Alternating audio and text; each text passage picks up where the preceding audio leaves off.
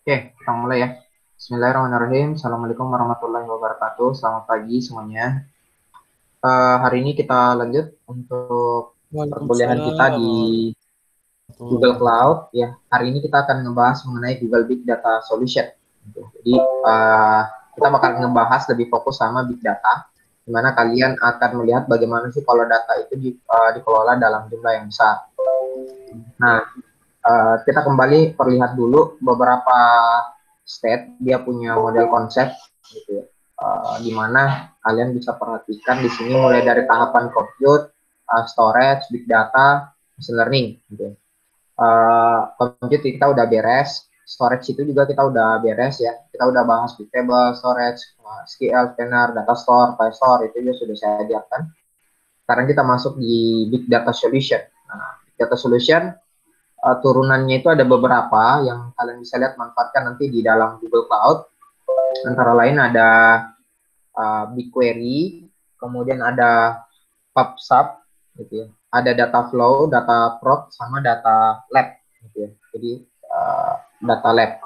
Nah ini kalian bisa gunakan kalau misalkan ada proses perhitungan dalam jangka waktu yang apa namanya, yang cepat, kemudian data yang mau diolah itu data yang cukup besar. Gitu ya.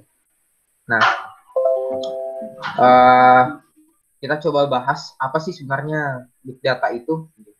Big data dia lebih fokus bagaimana kita menganalisis data-data yang jumlahnya gede. Gitu ya. Jumlah gede itu seperti apa? Dia dari sisi volume, kecepatan, sama kompleksitas dan variasi data gitu. Jadi kita mau analisis data jumlah besarnya. Kalau dia punya sisi ukuran, bagaimana dia punya kecepatan transfer data antar satu dengan yang lain, misalkan, terus kompleksitas dari datanya itu, misalkan dia punya banyak fungsi, di dalamnya ada data yang bervariasi, ada gambar, ada teks. Nah, intinya kita mau analisis hal itu, dapat insight atau masukannya dari hal itu, supaya kita bisa kembangin usahanya atau kembangin satu proses bisnisnya sampai polanya itu berhenti. Nah, jadi dia punya satu pattern, ada pakemnya, kemudian dia punya proses perhitungan dari sisi volume, kecepatan, ataupun kompleksitas.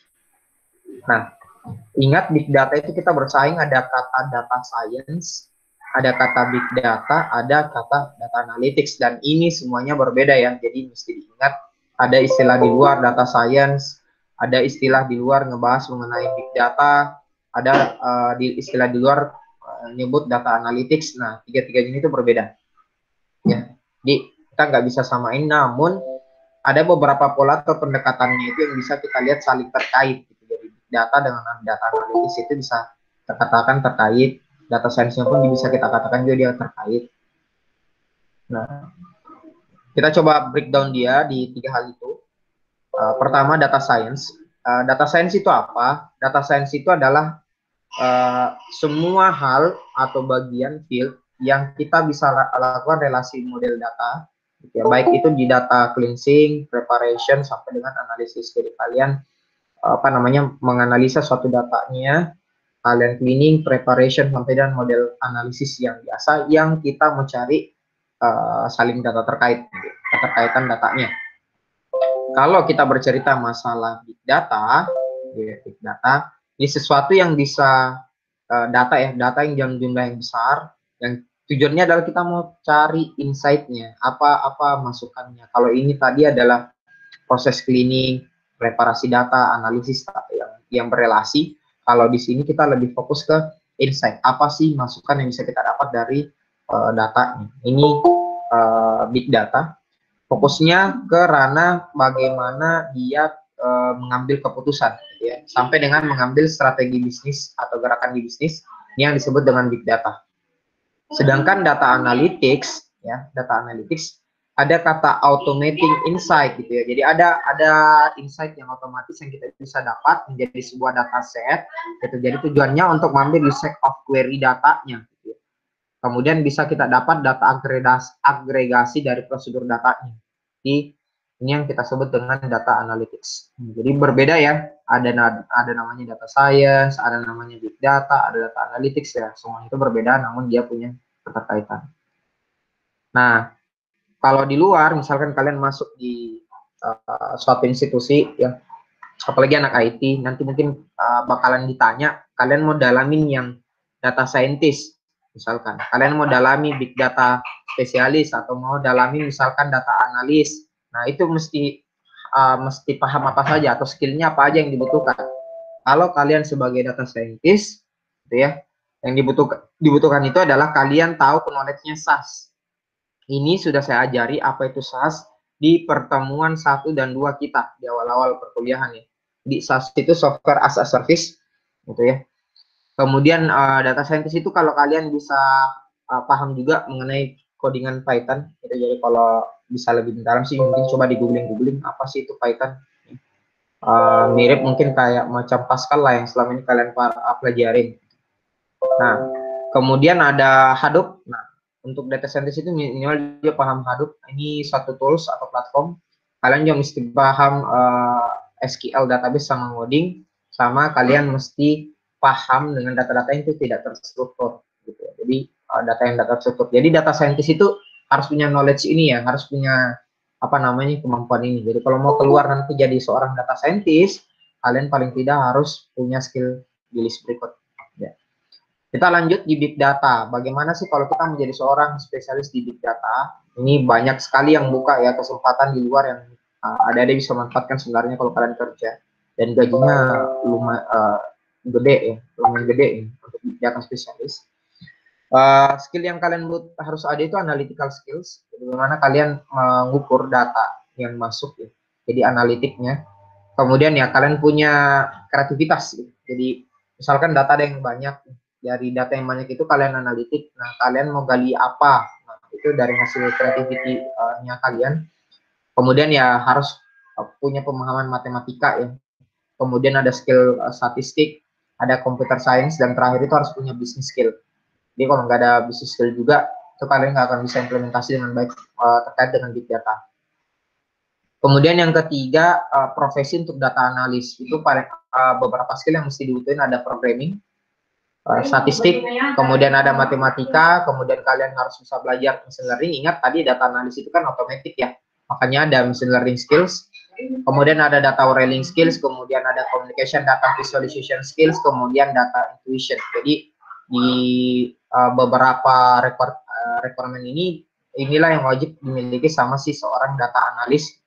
Jadi data analis bisa tahu apa insight dari data yang masuk, tapi secara otomatis, dan harus punya skill di list berikut. Jadi ini kalau umpamanya kalian mau lanjut ya, atau misalkan kalian mau ngambil gitu mau ngambil pekerjaan dalam satu perusahaan yang gede, atau tidak, ini skillnya yang ada dua dibutuhin. Nah, untuk di Google Cloud, Big Data itu sudah full manage dengan scalable ya. Jadi kalau kita bercerita terkait dengan Big Data Solution, ya, Big Data, itu sudah punya turunannya tadi ya, mulai dari Cloud Data Procurement. Nah, kalau Cloud Data Procurement ini apa? Dia bagaimana kita memanajemen Hadoop. Nah, itu tadi di spesifikasi data scientist. Gitu ya. Itu ada Hadoop platform. Nah, kalau kalian mau pakai platformnya Google Cloud, itu sudah sangat mudah karena Hadoop-nya udah ada, kalian nggak perlu install lagi secara manual, itu sudah tinggal pakai saja.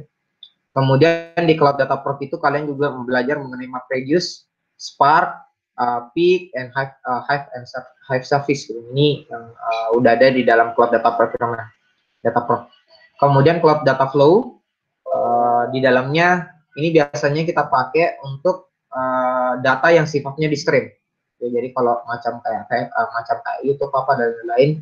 Kalau kita pakai sifatnya streaming, ya, stream itu sangat disarankan pakai data flow karena dia punya juga batch processing. Ya. Kalian bisa pakai kalau ada data yang mau digabungnya ke unified, ataukah kalian punya simplified pipelines untuk sisi data. Jadi kalau data flow akan ngebahas hal itu. Kemudian BigQuery, ya. Nah BigQuery, kalau kita bercerita BigQuery, berarti dalamnya ada query dong, ya.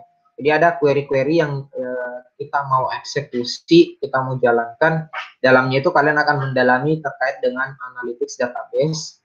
Kemudian kelebihannya ini dia bisa mengeksekusi data itu. Bayangkan ya, ini kalian bayangkan 100.000 baris dalam 1 detik. Jadi bayangkan itu komputernya Google 100 baris untuk suatu data itu langsung bisa dieksekusi hanya dalam jangka waktu 1 detik.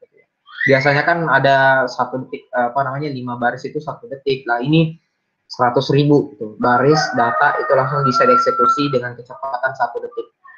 Ini sangat-sangat cepat sekali. Kemudian ada Cloud Pub and Sub.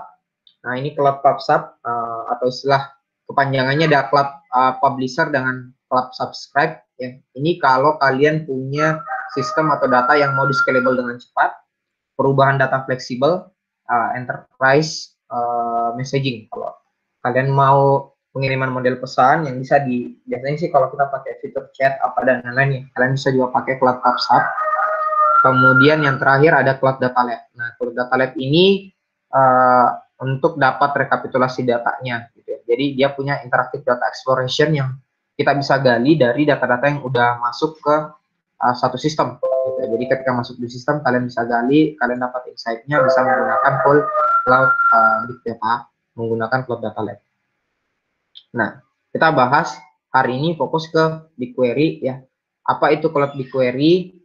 Cloud BigQuery itu adalah serverless data warehouse. Jadi kalau perkuliahan sebenarnya ada, mestinya diajarin data warehouse ya. Kalau nggak paham data warehouse, silahkan di googling. Data warehouse ini untuk menyimpan beberapa data yang sifatnya di cloud, dan kalau kita mesti bangun sendiri kan itu cukup menguras budget. Di Cloud BigQuery ini serverless data warehouse yang dirancang gunanya buat kita analisis data ya, jadi lebih produktif karena infrastrukturnya itu sepenuhnya sudah dikelola oleh Google. Wait ya.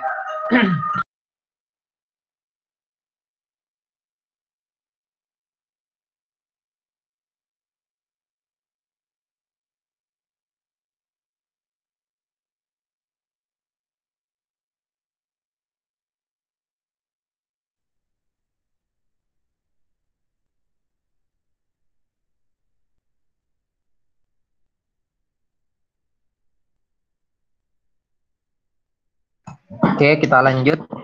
Nah, karena infrastrukturnya itu dikelola sama Google, yang jadi pertanyaan kan seperti ini ya, semakin besar dan banyaknya data yang perlu disimpan atau diolah, pasti itu akan perlu waktu juga kalau kita melakukan query ya. Masih diingat, semakin besar data yang mau diolah, gitu ya, yang mau diolah, pasti otomatis juga waktu untuk eksekusinya itu pasti akan lebih lama.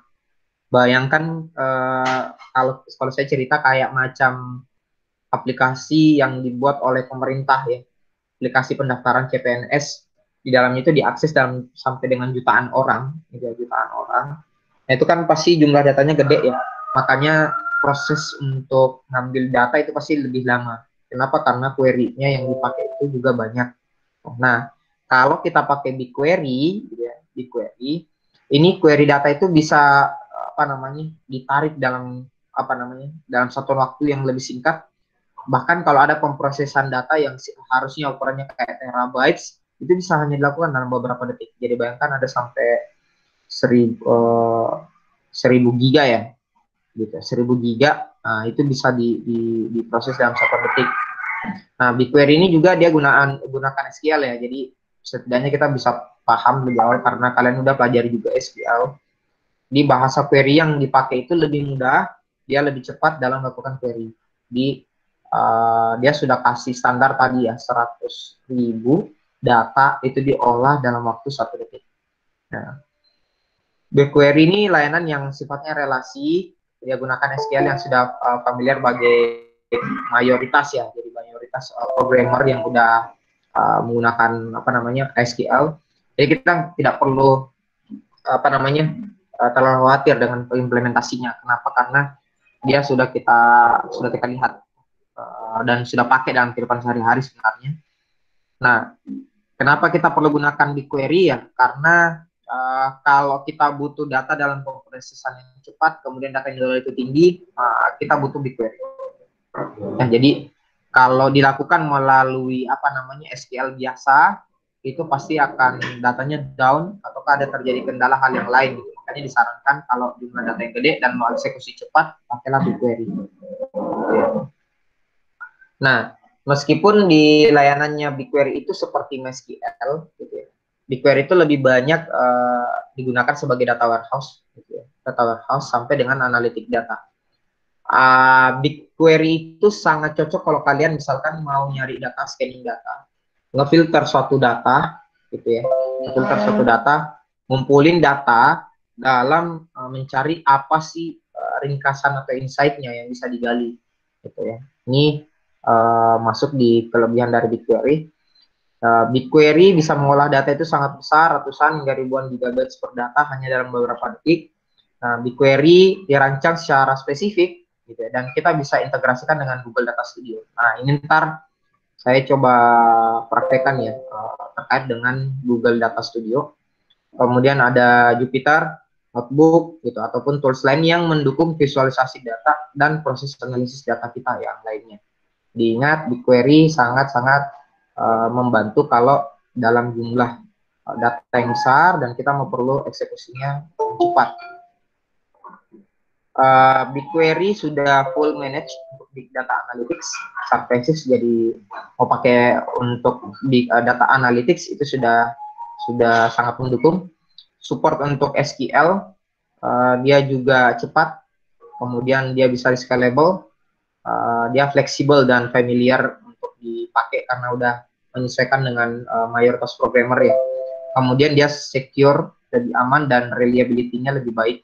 Dia aman dan ketersediaan data itu juga bisa diandalkan lah. Nah, untuk BigQuery yang full management data warehouse, dia udah pengelolaan data secara real time ya, real time untuk data yang sifatnya masif gitu. Query-nya menggunakan sintaks dari SQL. Kalau ditanya SQL berapa kayak SQL 2011, dan kita nggak perlu maintenance ke cluster gitu. Jadi kalau kita cerita kemarin kayak macam Kubernetes, itu mesti di beberapa yang di manajemen untuk data cluster dan lain-lain. Kalau ini kita nggak perlu pikirin, itu sudah diaturin sama BigQuery. Dan BigQuery ini dia jalan di komputer performansinya Google yang paling tinggi ya. Beda dengan kalau kita bercerita kayak VM dan lain-lain. Nah, ini memang betul-betul disediain sama Google, ibaratnya kayak layanan premiumnya lah ya, ditaruhnya di komputer yang paling cepat. Dan proses compute-nya, komputasinya, perhitungannya, penyimpanannya ini dia terpisah, gitu ya. Terpisah dengan kecepatan network terabit diantaranya. Gitu. Nah, kita hanya perlu membayar kalau kita melakukan proses penyimpanan dan proses perhitungan, processing use. Jadi kalau kalian naruh datanya, sudah ada proses yang disimpan, kita proses di datanya. Nah, ini BigQuery udah atur. Nah, enaknya juga kita dapat beberapa diskon dari layanannya BigQuery kalau seumpamanya kita pakai dalam jangka waktu yang lama ya, atau long term data storage. Nah, kita bisa lihat beberapa fitur-fitur dari BigQuery. Yang pertama, dia fleksibel untuk data ingestion. Jadi kita bisa load data kita dari cloud storage. Ya, jadi kalau misalkan kita udah punya penyimpanan data nih di cloud storage atau ada di data store. Ini saya sudah ajarkan ya apa itu cloud storage dan data store. Atau kita streamingnya atau datanya dalam berupa streaming. Nah, ini bisa masuk ke dalam BigQuery. Jadi udah bisa masuk ke dalam suatu layanan BigQuery. Nah, terkait dengan ini, adik-adik sekalian bisa perhatikan bahwa dia bisa eksekusi dalam satuan waktu 100 baris per detik, dan dia prosesnya secara real time. Ini untuk kelebihannya ya, kelebihan yang pertama.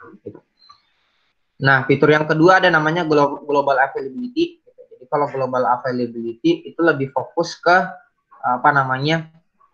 aksesnya, gitu ya.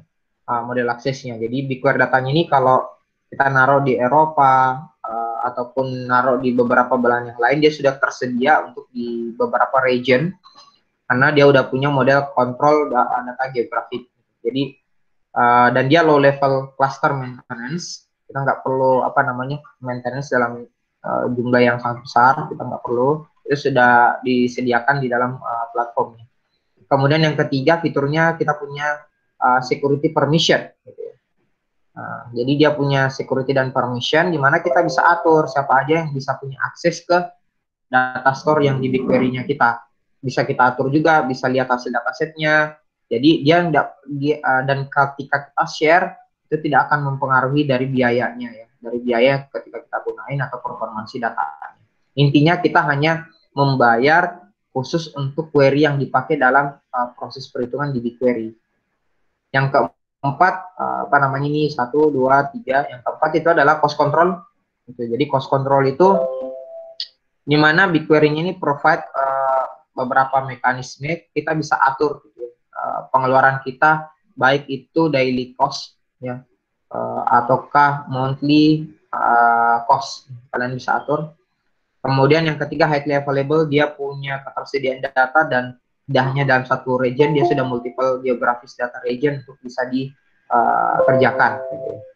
Yang keenam ada super fast performance, dia sangat cepat untuk digunakan pakai SQL query. Kemudian full integrated edition SQL query. Kemudian connect with Google product, kalian bisa kasih connect dengan beberapa layanannya Google, baik itu Google Drive atau Google Sheet gitu ya, Google Analytics Premium BigQuery itu sudah masuk juga ke dalam connect beberapa data produknya Google gitu. Nah, di BigQuery kita bisa juga create, replace, update, delete data itu ke dalam database. Namun dia punya beberapa limitasi data yang disesuaikan dengan isu-isu dari data atau storage-nya. Nah, Google BigQuery ini membuat ya, kalau dia selalu punya tagline sih, make complex data to analysis simple. Jadi BigQuery punya peranan bagaimana kalau data yang kompleks itu bisa diolah sampai dia data yang jadi simple dan punya insight. Dia punya scale up yang otomatis, kita nggak perlu setup terlalu rumit, gitu ya. Streamnya pun bisa sampai 100 baris per detik, bisa diintegrasikan dengan beberapa layanan third-party lainnya ya, macam Hadoop dan lain-lain yang bukan punya Google, namun kita bisa pasang ke dalam. Nah, kurang lebih contohnya kayak gini ya, satu data query, gitu ya, 100 billion benchmark with 3 wildcard. Kalian bisa lihat di sini satu data query ya, select language, bahasa, view as view. Kita bakalan nyari apa namanya di dalam BigQuery data yang ada kata G-nya, O-nya, kemudian G-nya gitu. Nah, kalian bisa lihat ya 4 tera ini, 4 tera data yang diproses itu hanya perlu tadi 24 detik gitu. Jadi kalian bayangkan ada 4 tera data dieksekusinya dalam 24 detik. Nanti bisa lihat hasilnya di sini ya. Sebelah bawah.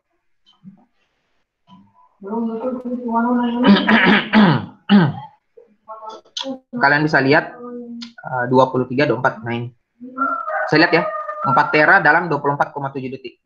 Jadi query-nya dieksekusi dan sangat cepat, saya bilang. 4 tera dieksekusi dalam 24 detik itu sudah luar biasa.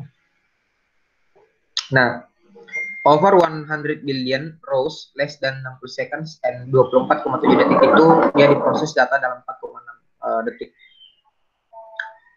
Google BigQuery, kalian bisa lihat dia data yang masuk, ingest data dari storage, itu bisa diolah sama si BigQuery, kemudian nanti terjadi proses perhitungan yang keluar dalam bentuk query. Nah, ini bisa lihat ya, proses yang terjadi sebenarnya BigQuery itu kayak apa. BigQuery itu manfaatin data yang ada di storage, kemudian manfaatin proses perhitungan atau compute yang sangat cepat, kemudian nanti akan keluar dalam bentuk query data hasilnya gitu ya. Nah, BigQuery sangat banyak dipakai sama beberapa perusahaan besar, gitu ya, macam Disney. Nah, kalau kita memperhatikan Disney merender data, proses bikin animasinya, gitu ya, data dianalisisnya, data daily-nya, ya. Yang kemarin kalau kita bercerita ya, Disney sebelumnya itu mesti menggunakan layanan cloud, gitu ya, menggunakan Hadoop. Yang kemarin pakai 1000 core data yang harus di cluster, pekerjaannya itu mesti apa namanya makan 2,5 jam gitu ya. Sekarang dengan kehadiran ad hoc query atau dari sisi BigQuery itu bahkan yang tadinya 2,5 jam, bayangkan ya, 2,5 jam sekarang sudah cukup dikerjakan dalam waktu kurang dari 5 menit. Jadi bayangkan ini sudah sangat cepat, yang mestinya kita mesti nunggu 2,5 jam, dia waktu proses hanya tinggal jadi 5 menit. Itu sangat-sangat cepat. Apalagi yang pakai, ini saya share ya, Spotify. Jadi kalian yang pakai Spotify, di dalamnya itu pencarian untuk musiknya gitu ya. Pencarian musik. Bayangkan itu pengguna Spotify tidak hanya satu loh. Seluruh dunia pakai gitu. Dan jumlahnya itu jutaan gitu. Yang akses query bersamaan. Spotify, apa namanya, saya bisa kasih cerita yang kemarin ada Poloner, dia bikin satu data query yang harusnya kemarin 2,2 data yang mesti diolah, sekarang bahkan dengan 20.000 data itu sudah dikelola kurang dari 1 menit. Matthias Jensen, apa namanya, dia pakai Spotify, developer ataupun yang ada di Spotify, dia bikin status malah kayak gini ya kemarin. Finally I can tell the world that the query is the best thing that has ever happened to me. Yang kemarin mereka mesti ngolah data yang dalam jangka waktu yang sangat lama gitu ya. Untuk akses musik sekarang sudah sangat cepat. Ini si tweetnya Matthias. Gary Sanders gitu ya, yang punya bank Lloyds Digital Analytics Function, dia sebut juga bilang BigQuery ini sangat-sangat membantu pekerjaannya mereka yang kemarin mereka harus bekerja 96 jam gitu ya. Gali data 96 jam, sekarang menggunakan BigQuery cukup dengan 30 menit. Jadi bayangkan ya, 96 jam itu sudah lebih dari berapa hari ya? Uh, udah lebih dari 2 hari ya, hampir malah 3 hari malah ya. 3 hari sekarang bahkan diganti dengan 30 menit, bahkan 3 hari gitu ya. 3 hari berubah menjadi 30 menit untuk proses. Jadi sangat sangat terbantu orang. Gitu. Kalau ada proses perhitungan yang mestinya lama karena kompleksitas data, yang sekarang udah berkat BigQuery itu sudah sangat cepat. Nah, kita bahas untuk harganya. Untuk harganya itu ada kalau kita pakai long term pricing ya. Ketika data kita sudah mencapai dalam 90 hari di BigQuery, kita akan dapat apa namanya pembayaran itu sekitar 0,2 dolar per bulan. Ini cukup murah menurut saya karena 0,02 dolar itu cuma berapa rupiah gitu ya. Nah, kemudian kalau apa namanya kita pakainya pun lebih kurang dari itu, bisa jadi kita hanya dapat 0,01 per gigabyte itu per bulan. Ya. Ini untuk di query, adik-adik. Sekarang kita masuk di Cloud Data Procurement atau Dataproc. Nah, Dataproc itu apa? Jadi layanan di Google Cloud untuk pengelolaan Apache. Ya, jadi namanya Apache Spark dan Apache Hadoop. Nah, kalian mungkin sudah pakai kemarin ya, ada Exam. Dalamnya Exam itu kemarin ada apa namanya? HTDocs ya, HTDocs, kemudian ada app serve ataukah Apache. Nah, itu kan di dalamnya ada completed data.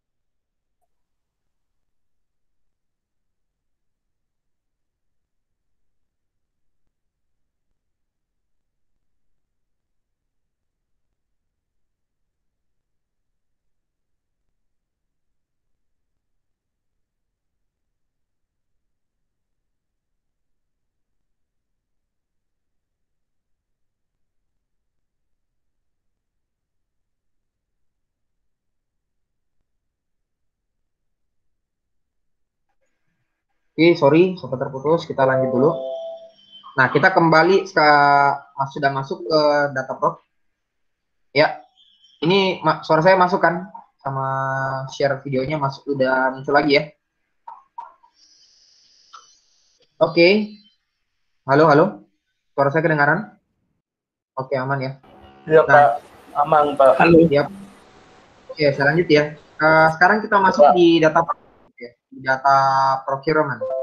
Untuk di data procurement atau data proc ini, dia sudah punya layanan turunan untuk namanya Apache gitu. Jadi Apache atau Spark sama Hadoop. Kalau kita kan belajarnya selama ini pakai SAM, dalamnya ada Motedox, ada Apache Spark, ada Apache juga sebenarnya di dalam. Nah, kalau untuk eksekusi dalam jumlah gede, aplikasi atau tools yang udah biasa orang pakai itu pakainya adalah Spark sama Hadoop gitu ya. Jadi Spark sama Hadoop. Nah, Spark itu cocoknya dipakai untuk kalau kalian mau analisis data sama machine learning gitu ya. Dan Hadoop itu dipakai kalau kita mau ada proses batching data sama pengelolaan data dalam jumlah besar. Ini berbeda ya, Spark dipakai analisis sama machine learning, Hadoop dipakai untuk big data atau pengelolaan. Semuanya udah tersedia di mana? Di layanannya Cloud Data Pro. Nah, ya jadi kalian tinggal tinggal pakai. Nah, untuk keunggulannya sendiri dari sisi harga sudah sangat murah. Dia udah low cost karena kita hanya dikasih budget kita dimintain bayaran hanya 0,01 dolar, tapi hitungannya per CPU yang dipakai gitu ya. Jadi kalau satu CPU yang dipakai dan dalam 1 jam yang kita gunakan gitu ya. 1 jam yang kita gunakan. Nah, dia juga super fast, sangat cepat untuk dieksekusi dipakai karena dia udah membuat data cluster. Kalau Spark dan Hadoop biasanya kan orang butuh sampai 5 sampai 30 menit ya untuk bikin satu data cluster dan sama Hadoop sifatnya on premise. Nah, sekarang kalau data proc itu kita hanya rata-rata butuh waktu sampai 3 menit gitu. 3 menit atau 90 detik. Jadi 1 menit 30 detik. Jadi bayangkan sudah sangat cepat gitu. Kemudian dia integrated gitu ya. Bisa diintegrasikan dengan layanannya yang lain dari sisi Google macam BigQuery, storage, Bigtable sama Stackdriver itu bisa diintegrasikan juga. Kalian bisa full management. Jadi bisa operasikan ya jadi Spark sama Hadoop melalui GCP Console atau Google Cloud Platform yang udah kalian pakai. Kalian tidak perlu tim admin sama software khusus untuk pakai gitu aplikasinya. Itu udah ada dan dia lebih simple dan familiar, lebih tepatnya mungkin lebih mudah digunakan lah ya. Dia udah pakai tools dan API yang sama dengan Spark dengan Hadoop. Jadi kita tidak perlu pelajari tools atau API yang baru untuk pakai. Nah, karena Dataproc ini sudah pakai API yang sama dengan Spark dengan Hadoop. Jadi kalau kalian udah familiar dengan Spark atau Hadoop, itu sudah bisa dipakai, udah bisa gunain ini. Untuk Dataproc gitu ya, ini sudah include beberapa layanan macam Hadoop, Apache Pig, Apache Hive, Spark. Ini beda-beda semua nah, Hadoop, Pig, Hive, Spark. Ini beda-beda semua. Dia fast scalable data processing, fleksibel untuk di VM, clusternya kita bisa atur. Ini untuk Dataproc ya. Dia fully manajemen sama Hadoop, easy untuk manajemen data di Hadoop. Dia pakai Spark ataupun GCP, cluster itu bisa dibuat 90 detik ataupun lebih atau kurang dari 90 detik ya dari sisi rata-rata untuk pada saat dia dieksekusi. Cluster datanya up and down-nya itu dia bisa kita atur baik ketika satu proses pekerjaan itu sudah selesai. Kenapa kita masih pakai Cloud Dataproc? Kalau kalian yang udah familiar pakai Hadoop atau Spark, ini sudah cukup mudah untuk pindah dan kita bisa atur untuk settingannya dalam bentuk on-premise. Analisa data itu sudah sangat cepat, kita bisa bikin data cluster dalam 90 detik. Kita bisa pakai Spark SQL itu untuk proses hitungan data mining sama analisis, dan dia sudah disupport dengan machine learning library atau ML lib ya, untuk kita bisa pakai klasifikasi algoritmanya.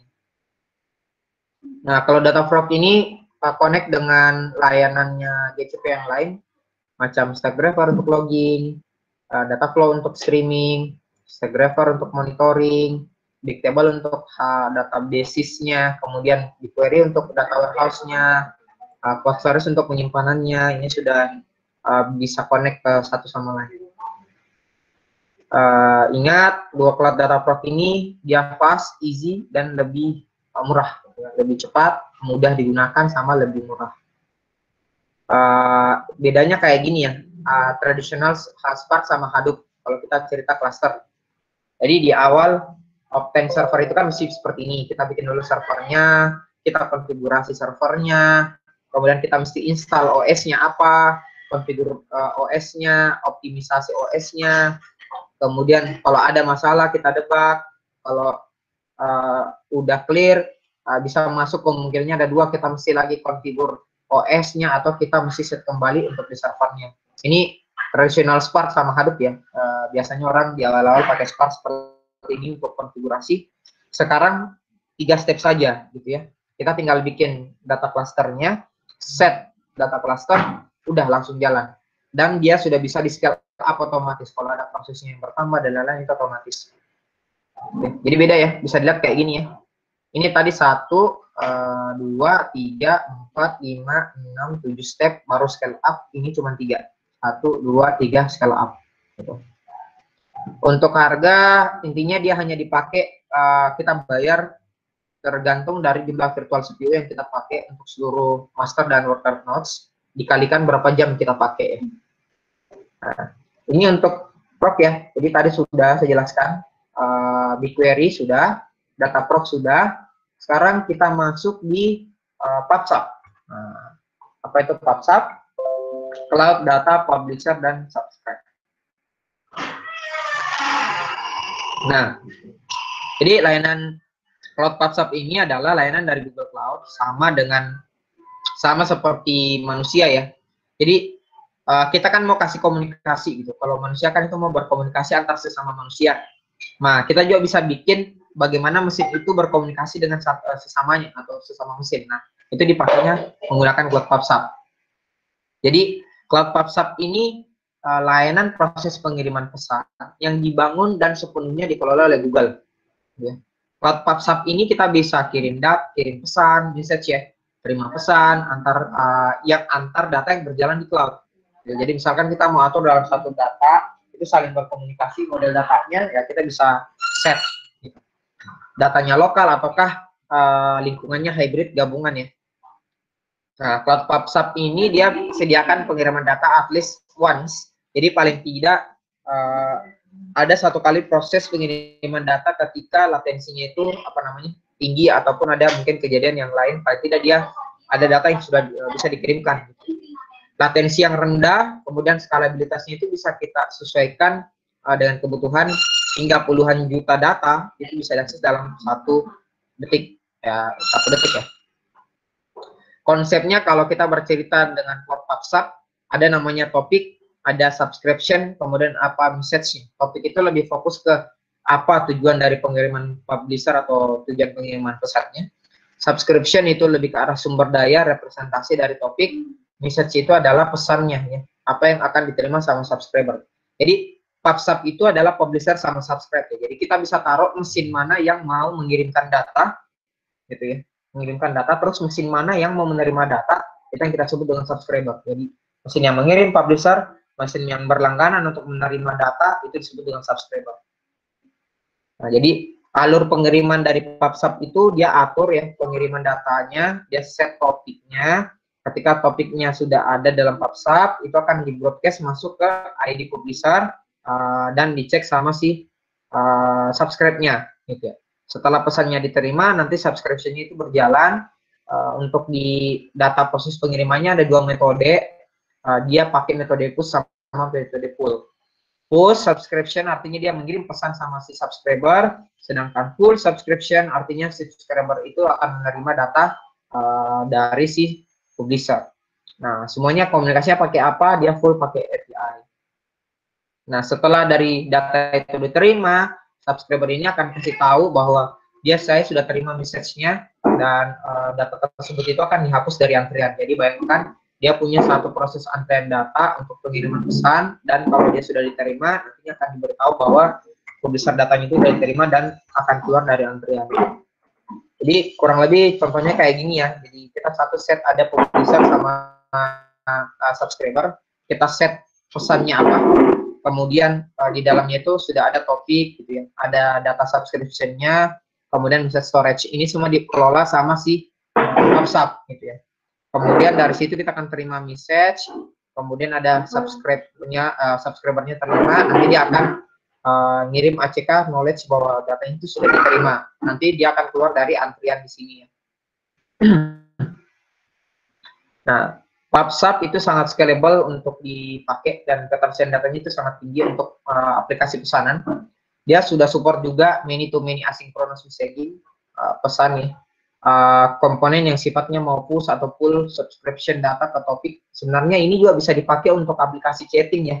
Kalau kalian pakai Line, pakai WhatsApp, pakai yang lain, sebenarnya itu contoh implementasi dari Cloud WhatsApp sebenarnya. Nah, dia udah masuk support juga kalau misalkan customer-nya itu lagi offline, datanya simpan dalam antrian, baru nanti di-push. Dia sudah proven dengan Google teknologi yang paling terbaru, bisa diintegrasikan data flow untuk processing datanya. Kenapa kita bisa pakai WhatsApp?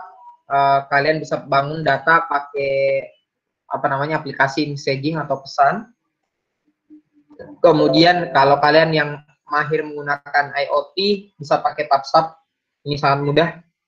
Jadi nggak ada kendala nanti pada saat proses pengiriman ataupun penerimaan data. Ataukah kalian mau pakai untuk marketing analytics, bisa data flow streaming, push notifikasi data, connect ke beberapa aplikasi Google yang sifatnya kita ada push dan pull ya. Dan bisa masuk ke dalam Compute Engine ataupun App Engine. Ini sudah saya ajari terkait App Engine dan Compute Engine ya. Nah, mulai dari bulan Juni 2019, WhatsApp itu dikenakan tarif sekitar kurang lebih $40 ya. $40 per terabyte data yang dikirim. Jadi tergantung juga internet yang keluar berapa banyak, dan harganya itu berbeda-beda untuk masing-masing region gitu. Nah, itu tadi sudah ya, jadi cloud data pro, kemudian data BigQuery, WhatsApp. Sekarang kita masuk di data flow yang terakhir ya, data flow. Data flow itu apa? Data flow itu adalah layanan yang digunakan untuk istilah processing di Google Cloud. Jadi ibaratnya dia ngambil data, dia olah datanya dari satu set data baru. Jadi ceritanya saya ngambil satu data, saya tambahin model datanya, itu semua dikerjain sama si data flow. Contohnya ya, ini contoh implementasi dari data flow. Contohnya kalau kita punya data produk ya, yang mau dijual pada aplikasi e-commerce macam kayak Tokopedia, Bukalapak, Lazada. Nah, kita kan punya data pelanggan ya, yang sudah terdaftar. Nah, kalau kita mau proses datanya, misalkan ada perubahan datanya, baik itu transaksi penjualan atau lebih spesifik lagi ke data transaksi yang gagal atau di cancel, nah itu semua bisa diatur sama si data flow. Jadi bayangkan data yang sudah kita terima itu kan pasti akan bertambah gitu. Misalkan satu orang namanya Baco gitu, dia lakukan pembelian, mungkin dia akan kembali lagi membeli di besok atau lusa hari kemudian. Nah, datanya itu kan tidak perlu dihapus untuk dirubah, nanti datanya akan bertambah, kemudian data ID atau flow datanya itu tetap sama gitu. Nah, itu kita bisa maksimalkan pakai data flow. Untuk data flow ini dia pakai model pemrograman dari Apache, namanya adalah Apache Beam. Ingat nah, Apache itu tidak hanya satu tadi. Saya sudah sebut tadi ada Hadoop, ada Spark, ada Beam. Tolong di search gitu. Kalian bisa pelajari biar nanti kalau dapat case-nya tidak buta-buta apa itu Apache Beam ya. Kemudian kita bisa buat pipeline-nya dari database sama string data. Jadi, dan datanya itu bisa diproses secara real time gitu. Batch datanya bisa kita atur apakah dia diproses satu kali atau bisa jadi di data per periodik. Pengolahan data flow ini sering disebut dengan job. Nah, job ini dia ada berjalan di pipeline. Pipeline itu kayak aliran data yang dibuat oleh apa sama si Apache Beam. Kita bisa proses datanya baik itu dari input data, transformasi data, sampai dengan keluar output datanya. Nah, untuk proses data flow ini kita pakai Compute Engine, cluster datanya bisa kita sesuaikan, dia sudah otomatis scale up, kemudian kita bisa code satu kali, kita sudah bisa batch sama streaming data dan mentransformasikannya dalam bentuk programming model. Kenapa kita mesti gunain apa namanya data flow? Kalau kita mau ekstrak data, transform data, atau load data, gitu ya, pipeline-nya berubah ya, atau ETL, kalian bisa pakai data flow. Kalian mau fokus pakai data analisis, komputasi yang sifatnya berlanjut, ya, pakai streaming, orkestring data, dasar koordinat, itu bisa pakai data flow juga. Dia sudah support juga untuk integrasi data storage, PAB, SAP, BigQuery, dan Bigtable. Kalau kalian familiar pakai Java atau Python, itu sudah disupport juga. Dan sifatnya open source ya. Konsepnya ada beberapa ya di data flow. Ini mesti diingat pipeline itu apa? Di pipeline itu dia berisi kayak satu aliran atau proses data dari satu data yang masuk, inputan, transformasi sampai dengan data output. Kemudian kalau di apa namanya data flow nanti ada istilah juga kalau kalian perhatikan di dashboard kalian ada namanya physics collection. Ini untuk kasih data elemen dataset, transform data, Pardu, ini dipakai sama si APCD untuk pengumpulan data yang sifatnya kalaupun data 0 atau lebih, collection data begitu bisa diproses. Dan kelebihannya dia bisa diatur secara paralel ya, nggak perlu menunggu apa namanya menunggu satu proses itu harus selesai, atau ibaratnya sequential. Pipeline-nya I/O bisa diatur input output. Dia punya agregasi data juga, dia terdiri user defined GDF sama punya runner data. Data flow itu sudah masuk dalam kategori reliable data. Unified programming model, di intelligence work scheduling dia udah punya schedule yang bisa diatur, dia udah punya scaling data, monitoring, sama dia open source untuk dikembangin. Untuk harganya sendiri dia dipatok sama jobs yang dikerjakan, apakah dia nge-batch data atau stream data, kemudian jenis mesin yang kita pakai, jumlah CPU dan memori yang dipakai, ya ibaratnya sama lah ya kayak compute engine ya. Berapa CPU yang dipakai, memori yang dipakai berapa besar, bayarnya dipatok sesuai itu. Kemudian kalau kita pakai blok data berapa banyak, berapa jam yang dipakai untuk eksekusi satu pekerjaan, lokasi atau regionnya untuk eksekusi jobnya. Ini untuk di pricingnya ya. Lanjut, yang terakhir di Big Data Solution ada Cloud Data Lab. Nah, untuk Data Lab ini tadi sudah diproses ya, ada prosesnya streaming, ada prosesnya batching data, ada prosesnya untuk message atau pesan kayak apa namanya customers yang mau dieksekusi pun juga kayak tadi data prop atau yang tadi ya ini data flow. Nah sekarang kita mau lihat datanya ya, di view datanya kalian bisa manfaatin data lab gitu ya. Dia sudah connect juga dengan Jupyter, formerly pengembangan dari IPython ya. Data lab ini dia powerful untuk kita lihat eksplorasi data, dia scalable, visualisasi data bisa dilihat dengan jelas, kita bisa atur manajemen data, dan dia open source pakai Jupyter. Kenapa mesti pakai apa namanya data lab? Karena kita mau manajemen kode, dokumentasi data, result, visualisasi data, kita bisa manfaatin Cloud Data Lab. Analisa datanya di BigQuery, Compute Engine, Cloud Data Storage, kita bisa pakai Cloud Data Lab, bisa pakai Python, SQL, sama JavaScript. Kemudian Cloud Data Lab ini sangat mudah untuk bisa kita deploy itu dalam BigQuery. Nah, ini adalah gambaran transform data ya ke dalam action. Kalau kita bercerita aplikasi mobile yang dipakai orang, web app, IoT ya, IoT, sensor device, data ingestion yang masuk itu kan kita bacanya log data ya sama message. Data yang diolah ya data preparation, ada data streaming, ada batch processing. Jenis data kan kita kenal, ada yang database itu yang relasi, ada database yang pakai key value, dokumen, web column, sama SQL. Ini semua sudah saya share ya. Setiap jenis database itu berbeda-beda. Storage juga ya fokusnya berarti simpan dalam bentuk objek, data exploration, data visualization, analytic, direct query, data katalog. Kalau kita mau lebih dalam untuk analytics, kita bisa pakai machine learning atau pre-trained machine learning. Kebutuhan semuanya ini untuk apa ya? Kita mau keluarannya ada analisis di sisi bisnis, keluarannya jadi satu data scientist dan bermanfaat bagi si developer. Macam ini data procession dengan collaboration. Kita bisa bercerita kalau data flow ya, data flow yang ngatur data preparation, kalau data prop, ada analytics kita bisa pakai BigQuery. Fokusnya ya, kalau data pengumpulan data App Engine, preparation sama proses data flow dan data prop. Database kalian bisa pakai SQL, data store, big table, storage. Kalau kita mau lihat eksplorasi datanya, bisa pakai data lab, BigQuery, data prop, analytics 360. Kalau kita mau baca datanya, visualisasi datanya, bisa pakai Google BigQuery juga boleh. Selain dia exploration, dia udah bisa kasih data analitiknya. Kita bisa pakai data proc selain analitik, dia bisa juga data preprocessing untuk processing. Analitik bisa pakai Google Drive-nya, bisa pakai Analytics 360. Kalau lebih advance-nya nanti bisa dimanfaatin di mana saja, bisa dipakai di dalam machine learning, bisa dipakai dalam bentuk speech API, bisa dipakai dalam Vision API, bisa dipakai dalam Translate API. Ini nanti akan kita pelajari ya, saya akan kasih lihat itu yang mana dibilang dengan Vision API, Translate API, Speech API.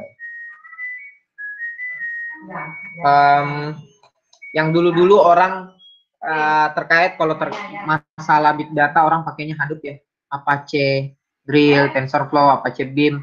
Sekarang dengan kalau kalian yang fokusnya main open source ya kalian bisa pakai ini ya. Kalau kita mau pakai Google Cloud ya layanan-layanannya sudah ada ya, BigQuery, PubSub, Flow dan Bigtable untuk menggantikan beberapa layanan yang dulu konvensional semuanya di sini. Kurang lebih seperti itu. Ada pertanyaan terkait Big Data Solutions? Ada?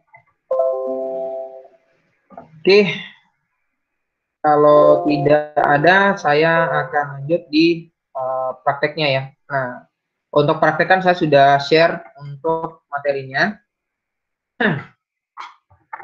Untuk materinya, kalian sudah bisa download dari sana. Jangan lupa di absen diri kalian.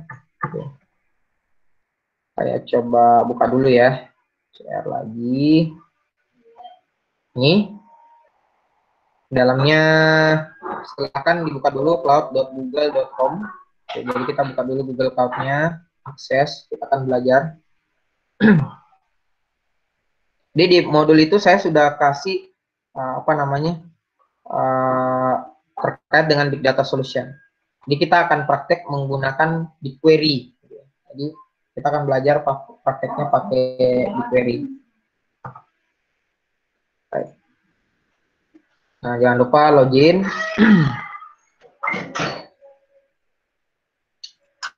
Login dulu.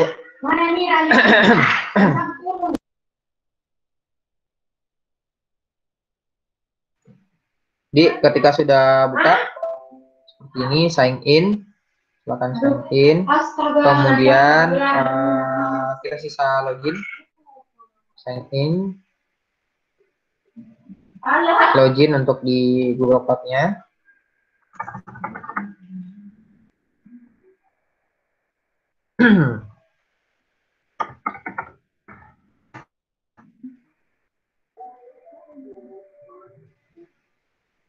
Nah, kalau kalian buka praktikumnya, itu kalian mesti enable dulu BigQuery API ya. Jadi masuk, kalau sudah masuk di dashboard, nanti lihat di menu sebelah kiri ada ada menu untuk Big Data.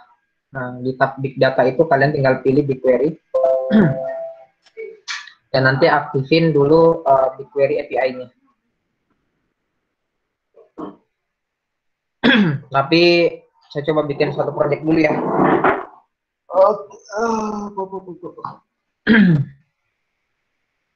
Oke, ini kalau sudah dibuka, first project, saya bikin dulu ya.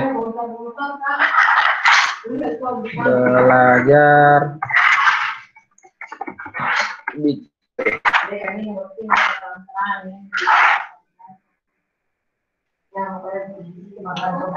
Nah, saya bikin project dulu dengan nama BigQuery. Saya select biar nanti enak bisa dihapus ya. Setelah jadi seperti ini, ya. Selanjutnya kita masuk ke big data. Jadi tab cari namanya big data ya. For operation tools. Nah ini ya, ada big data seperti ini. Kita tinggal pilih BigQuery. Pilih BigQuery. Nah, new to the BigQuery ini dan aja dan seperti ini. Jadi muncul seperti ini ya, belajar BigQuery. BigQuery. Biasanya kalau belum aktif untuk API-nya, ya. Nah ini ada disebut setup billing to upgrade to BigQuery experience. Kalau mau di-upgrade, upgrade. Tapi untuk saat ini kalau misalkan masih nggak terlalu butuh, kita dismiss aja. Kecuali nanti sudah diminta ya, bilang mesti pakai datanya. Nanti kalau ada BigQuery API mesti diaktifin, kalian enable saja ya. Nah, setelah itu kalian bisa lihat nama project kalian itu di sebelah kiri, sebelah sini. Ini ya, sini. Sebenarnya di data itu sudah kelihatan di sini ya. Kalian bisa atur proses sebenarnya untuk memproses data. Nah, kita bisa bikin data setnya terlebih dahulu dengan set ini, kemudian kita pilih data set. Gitu. Ada data set enggak? More.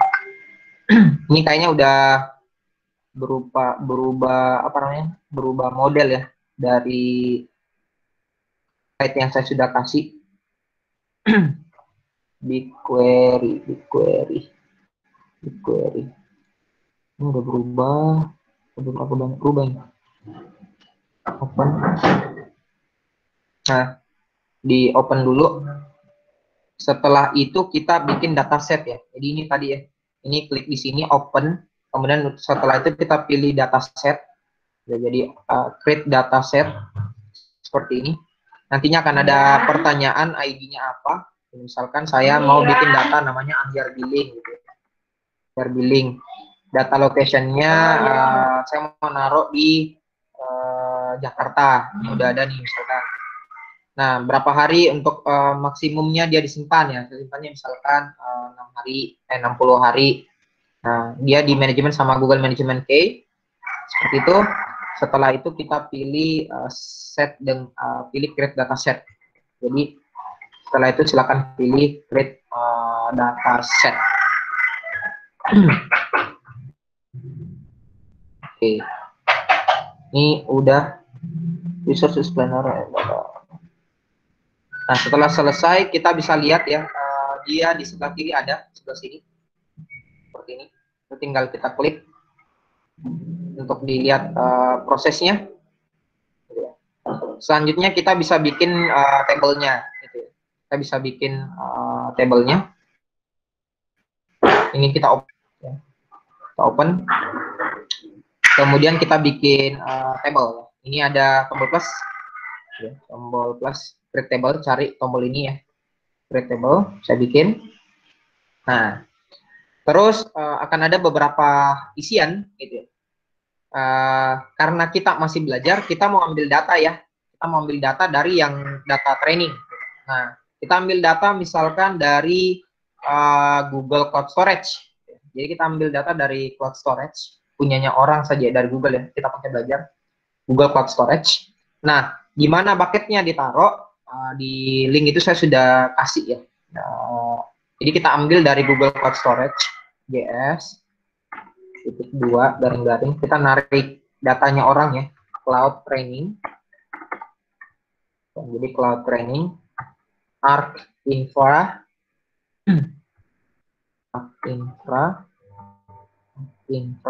kemudian kita ambil datanya, namanya adalah export billing. Contoh billing ya, billing example. Data yang kita kelola itu adalah formatnya CSV ya, adik-adik. Jadi formatnya itu CSV, dia akan otomatis berubah di sini jadi CSV. Dan ini akan tanda centang, artinya datanya memang ada dan bisa dilanjut untuk diproses. Kemudian perhatikan, baca baik-baik lagi apakah masih ada yang dicentang, apakah dicentang source data versioning, itu nggak perlu.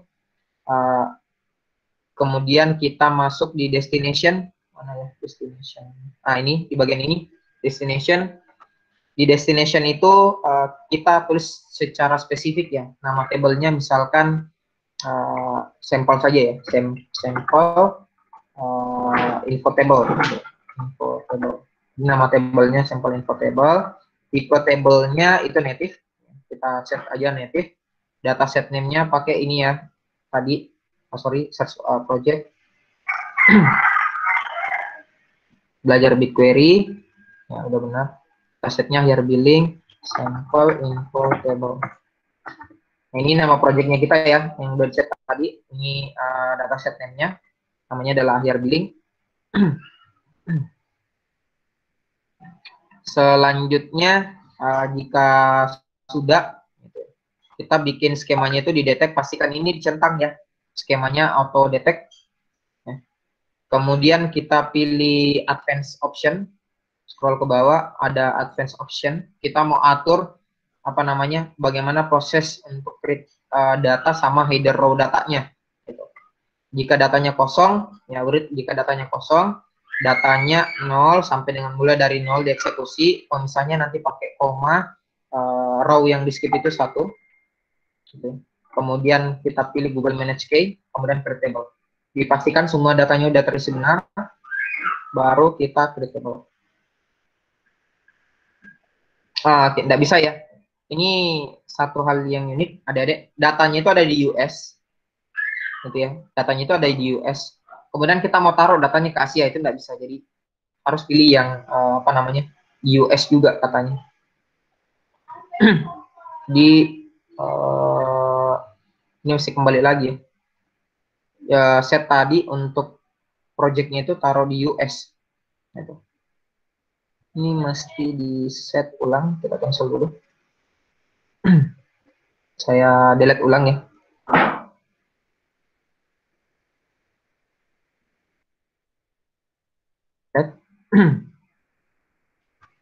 Tadi datanya mesti di di US gitu. Nggak boleh naruh di Jakarta. Ulang ya. Biar karena source data tadi yang CSV itu kita naruhnya dari US. Jadi kita pakai US saja. Create datasetnya ulang. Kita open. Kemudian kita bikin tabelnya. Kita ambil dari cloud storage. GS. Google Storage punya orang ya. Kita narik sampel dari cloud training. Cloud. Kurang training. Path infra.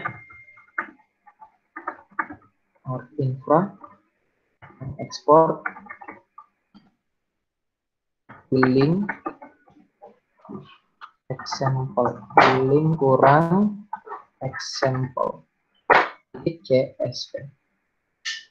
Oke. Kemudian project name-nya BigQuery, akhir, oke, sudah benar. Nama tabelnya sampel info table. Oke, sampel info table. Kemudian pastikan bahwa auto detect. Artinya skemanya itu dipastikan auto detect skema input parameter. Itu setelah itu tipe sampel tabelnya itu adalah native. Oke, sudah auto detect. Kemudian masuk, scroll ke bawah, advance, write if empty, kemudian 0, header row-nya di skip itu 1. Google Management, pastikan semua sudah diisi, kemudian kita create table.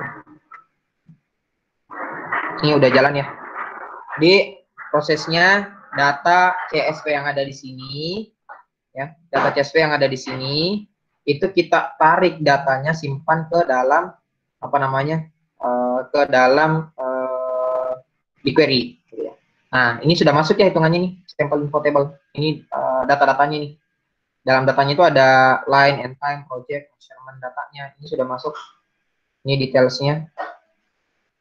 Details datanya ya. Jadi ada 44 baris. Lokasi data itu kita tarik dari US. Gitu. Oke. Kalau mau di preview, ini preview datanya. review datanya ya. Ini billing ya, billing pemakaiannya orang. Kita tarik billing pemakaiannya orang. Apa-apa sih yang dia bayar, yang dia pakai.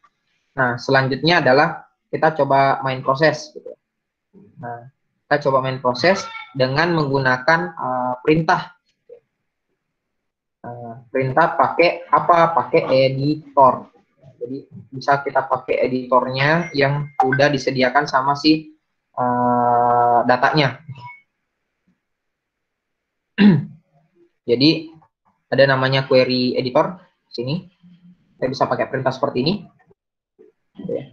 Dipakai perintah query select bintang from ya from nama project kita ini nama project kita namanya belajar. Nah, belajar BigQuery gitu ya. Sama ya namanya di sini. Kemudian titik apa namanya datasetnya. Nama datasetnya di sini adalah AHR billing. Nah, AHR billing titik apa nama datanya, data table-nya. Namanya adalah sampel info table. Jangan lupa diakhiri dengan tanda kutip ya, satu juga. Atau nggak usah pakai kutip. Select bintang from gitu ya, nggak usah pakai kutip ya. Jadi select bintang from, ini nama dari project, ini nama dari apa namanya billingnya, kemudian ini nama dari info table-nya gitu. Oke, kalau mau dijalankan kita tinggal pencet run. Nah, ini dia. Saya lihat ya. Jadi kita akan dikasih tahu saya mau narik data dari belajar BigQuery, akhir billing, sampel info table. Nah, ini semua. Tampilkan datanya. Ini ya datanya. Ini agak apa namanya? Nah, ini datanya. Ya, ini pakai perintah BigQuery. Jadi bayangkan ada 40 data diproses, itu waktunya nggak sampai berapa detik ya. Ini 0,3 detik. Untuk data yang diakses itu cuma 12,4 KB. Ini contoh BigQuery ya. Nah, kalau kalian mau memeriksa data table-nya, kita bisa lihat examine apa namanya table-nya. Ya. Di mana kita bisa lihat, kalian bisa lihat di details. Ini untuk lihat data secara detail. Ukuran datanya segini, gitu ya. Berapa baris yang dipakai. Gitu ya. Terus kita bisa lihat preview datanya. Nah, kalau kita mau baca data di server, itu kalian mesti baca berapa sih biaya yang dikeluarkan gitu. Terus dipakainya untuk apa? Nah, bacanya di sini nih, dari cost. Jadi untuk project ini dia mengeluarkan duit sebesar 0,007 dolar untuk penyimpanan disk usage. Kemudian 0,23 dolar itu untuk IP address, gitu ya. Nah, dan seterusnya di sini. Jadi ini cara bacanya ya. Nanti jadi kalau ditanya yang mana sih biaya yang paling besar dikeluarkan ya, kalian tinggal cari di sini yang mana biaya yang paling besar dikeluarkan. Paling besar itu ini. Untuk bayar CPU yang running di Amerika Intel N1 1 CPU gitu ya. Nah, N1. Contohnya kayak gini ya. Itu untuk melihat preview datanya. Nah, sekarang kita bisa memvisualisasikan ini. Bagaimana sih caranya ini divisualisasikan menggunakan apa namanya data studio, gitu ya, data studio. Nah, kalian bisa buka tab baru di sini. Linknya itu adalah datastudio.google.com. Jadi kalian buka aja datastudio.google.com. Nah, jadi kayak gini, seperti ini. Sekarang kita coba ya ambil data dari big data, BigQuery. Caranya untuk ngebuat, kita pakai blank aja dulu, ya. Kemudian ada pilihan nanti memasukkan info negara dan lain-lain, ya. Itu bisa dipakai. Misalkan info dasarnya, ya. Misalkan negaranya ini, negaranya pilih USA aja ya, biar aman. Amerika. sama USA. Cari USA, United States, perusahaan misalkan Karisma. Saya setuju. Lanjutkan. Kita ya saja untuk semuanya. Lanjutkan. Jika sudah, kita lanjut pilih lagi laporan kosongnya. Pilih blank, nanti akan muncul seperti ini ya. Nah, ini akan ditanya nih, kita mau narik data dari mana? Saya mau narik datanya dari BigQuery ya, seperti ini. Nah, kita mau otorisasi supaya datanya itu connect ke BigQuery. Kita izinkan ya. Nah, biasanya itu akan kebuka. Nah, BigQuery yang lagi jalan, produk kita itu ada namanya belajar BigQuery. Reportnya saya kasih masuk dengan namanya report BigQuery. Ya, my first project, project bersama dan namanya BigQuery, query custom seperti ini. Jadi saya pilih nama yang kita pakai ini ya, BigQuery. Nah, datasetnya pakai yang akhir billing. Sama tabelnya yang kita pakai itu adalah sampel info table. Baru kita tambahkan. Ya, pakai emailnya yang sama ya, adik-adik. Emailnya kalau itu yang dipakai di Google Cloud, itu juga yang kita share. Kita tambahkan lagi ke laporan. Seperti ini. Nah, ini sudah muncul ya, datanya sudah muncul ini. Ini record datanya nih. Nah, dan di query, Data Studio itu enak sekali. Kalian bisa bikin reportnya, bisa diatur dalam bentuk grafik kah, gitu ya, atau dalam bentuk apapun, itu bisa tinggal ditarik saja kayak gini. Yang di sebelah kanan, ini tinggal dimasukkan saja. Ini teksnya, ini modelnya ya. Kalian bisa atur. Untuk nambahin layanan atau chartnya, gitu ya. Bisa kita pakai dengan pilih menu insert, jadi mana sisipkan insert, kemudian kita pilih bagan chart. Ini bahasa Inggris, bagan kolom. Kayak gini, ini bisa. Ini kayak gini boleh. Ya. Kemudian ada matriks-matriksnya juga, kalian bisa pakai. Ini bisa dipakai. Ini kalian mau tampilin datanya bisa diatur ya, misalkan saya mau pakai kasih muncul yang end time-nya saja kah, measurement unit-nya saja kah. Ini bisa di set lah intinya. Nanti kalian bisa baca-baca saja ya, baca-baca di di hasil datanya yang kalian buat. Oke, kurang lebih seperti itu. Sampai di sini ada pertanyaan, adik-adik?